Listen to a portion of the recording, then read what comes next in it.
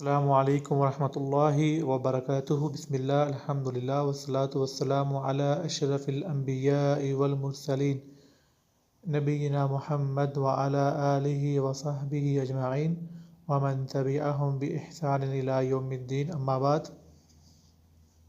دین اسلام کا خلاصہ آج ہمارا اس بارے میں دوسرا بیان ہے۔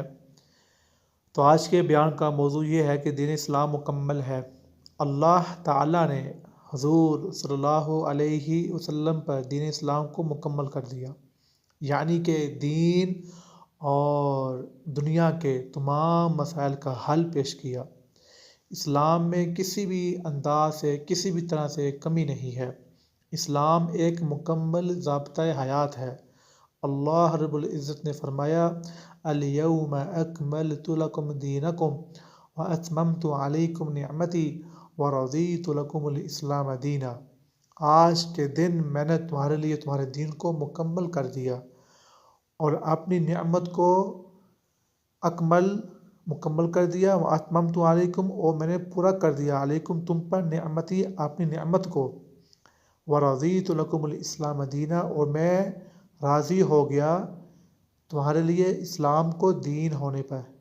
یعنی کہ اللہ رب العزت نے دین اسلام کو اپنی نعمت کہا کہ دین اسلام اللہ کی نعمت ہے، اور دین اسلام پہ اللہ کی جو ہے خوشنودی ہے کہ اللہ تعالیٰ اس بات سے راضی ہے کہ اس نے اسلام کو ہمارے لیے بطور دین اس نے نازل کر دیا۔